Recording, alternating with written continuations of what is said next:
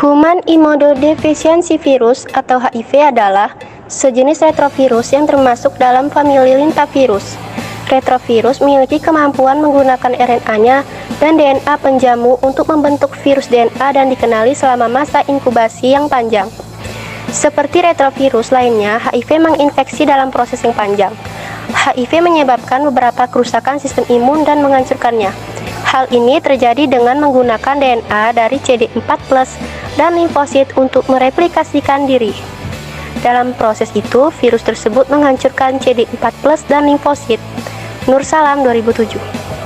Human Immunodeficiency Virus atau HIV adalah retrovirus yang termasuk golongan virus RNA, yaitu virus yang menggunakan RNA sebagai molekul pembawa informasi genetik. Sebagai retrovirus, HIV memiliki sifat yang khas karena memiliki enzim reverse transkriptase, yaitu enzim yang memungkinkan virus mengubah informasi genetiknya yang berada dalam RNA ke dalam bentuk DNA yang kemudian diintegrasikan ke dalam informasi genetik sel limfosit yang diserang. Dengan demikian, HIV dapat memanfaatkan mekanisme sel limfosit untuk mengkopi dirinya sendiri menjadi virus baru yang memiliki ciri-ciri HIV atau anonim 4/2003. Human Immunodeficiency Virus atau HIV adalah virus yang merusak sistem kekebalan tubuh manusia dengan akibat turunnya atau hilangnya daya tahan tubuh sehingga mudah terjangkit dan meninggal karena infeksi kanker dan lain-lain. Sampai saat ini, belum ditemukan vaksin pencegahannya. Pengobatan yang ada hanya untuk menghambat virus di dalam darah. Jangka waktu antara terkena infeksi dan munculnya gejala penyakit HIV umumnya, orang dewasa memakan waktu rata-rata 6-10 tahun. Cara penularan HIV adalah melalui hubungan seksual yang tidak aman, penggunaan jarum suntik yang tidak steril, transfusi darah yang terinfeksi HIV, dan penularan dari ibu yang terinfeksi HIV ke janinnya dan bayinya.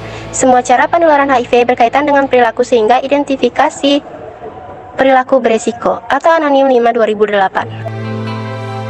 AIDS atau Acquired Immunodeficiency Syndrome atau sindrom imunodefisiensi adalah stadium akhir pada serangkaian abnormalitas imunologis dan klinis yang dikenal sebagai spektrum infeksi HIV. HIV yang dulu disebut sebagai HTLV 3 atau Human T-cell Lipotrophic Virus 3 atau LAV atau lymphadenopathy virus adalah virus sitopatik dari famili retrovirus atau Prince 1992. Gejala-gejala dari infeksi akut HIV tidak spesifik, seperti kelelahan, ruang kulit, nyeri kepala, mual, dan berkeringat di malam hari. AIDS ditandai dengan supresi yang nyata pada sistem imun dan perkembangan infeksi opportunistik berat yang sangat bervariasi atau neoplasma yang tidak umum, terutama sarkoma kapusi. Gejala yang lebih serius pada orang dewasa seringkali didahului oleh gejala prodromal atau diare dan penurunan berat badan, meliputi kelelahan, malaise, demam, napas pendek, diare kronis, bercak putih pada lidah atau gangguan seksual, dan lymphadenopathy. Gejala-gejala penyakit pada saluran pencernaan dari esofagus sampai koron merupakan penyebab utama kelemahan. Tanpa penghormatan interval antara infeksi primer oleh HIV dan timbulnya penyakit klinis pertama kali pada orang dewasa biasanya panjang, rata-rata sekitar 10 tahun. Yawet 2005. WHO menetapkan 4 stadium klinik pada pasien yang terinfeksi HIV dan AIDS sebagai berikut. Stadium 1, asimptomatik, tidak ada penurunan berat badan, tidak ada gejala atau hanya lymphadenopathy generalisata persisten. Kemudian stadium 2, sakit ringan, penurunan berat badan 5-10%, ispa berulang, misalnya sinusitis atau otitis, herpes zoster dalam 5 tahun terakhir, luka di sekitar bibir atau cheilitis angularis, ulkus mulut berulang, ruang kulit yang gatal atau seboroid atau prurigo PPE, pruritus papular eruption, dermatitis seboroid, infeksi jamur kuku. Stadium 3, sakit sedang, penurunan berat badan lebih dari 10%, diare, demam yang tidak diketahui penyebabnya, lebih dari 1 bulan, kandidosis oral atau vaginal, oral, hairi leukoplakia, TB paru dalam 1 tahun terakhir, infeksi bakterial yang berat atau pneumonia, pneumocystis dan lain-lain. TB limfadenopati, gingivitis atau periodontitis ulceratif, nekrotikan akut, anemia, neutropenia, dan trombositopenia kronis.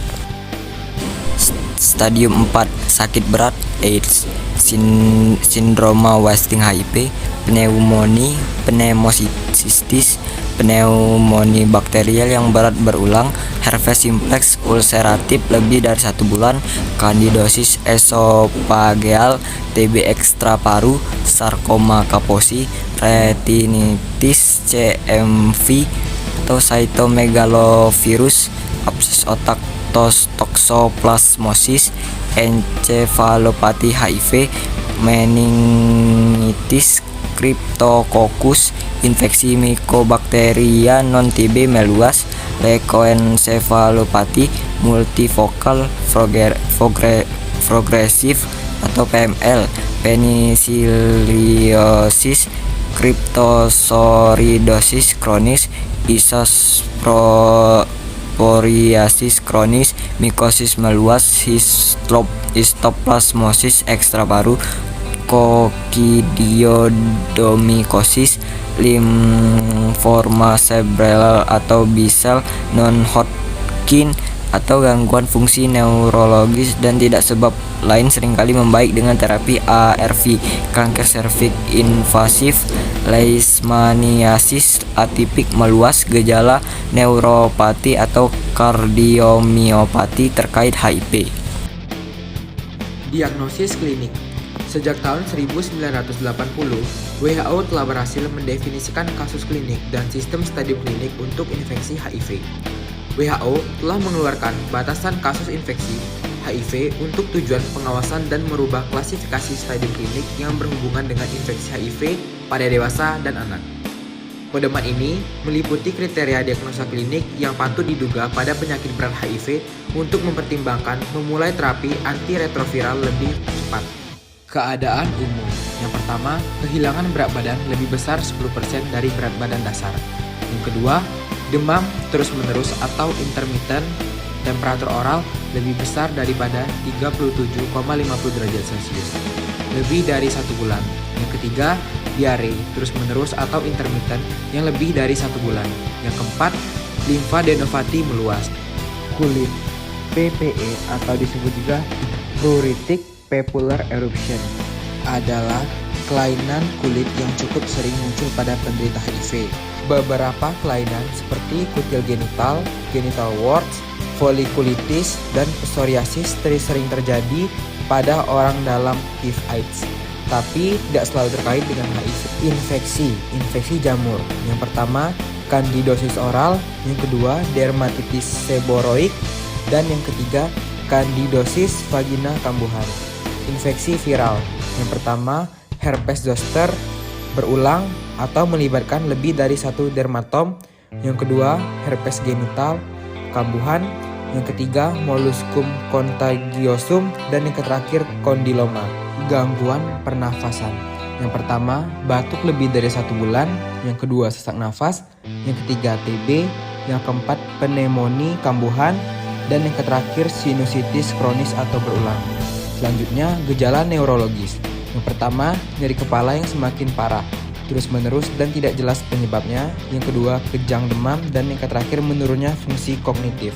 Bagaimana sih cara menghindari penularan HIV atau AIDS? Cara menghindari penularan HIV. 1. A. Abstinence. 2. B. Be faithful. 3. C. Kondom. 4. D. Drug no. 5. Education. 1. Abstinence artinya absen seks atau tidak melakukan hubungan seks bagi yang belum menikah. 2. Be faithful artinya bersikap saling setia kepada satu pasangan seks atau tidak berganti-ganti pasangan. 3. kondom. Artinya, cegah penularan HIV melalui hubungan seksual dengan menggunakan kondom. 4. Drug no. Artinya, dilarang menggunakan narkoba. 5. Education. Artinya, pemberian edukasi dan informasi yang benar mengenai HIV, cara penularan HIV, pencegahan, dan pengobatannya.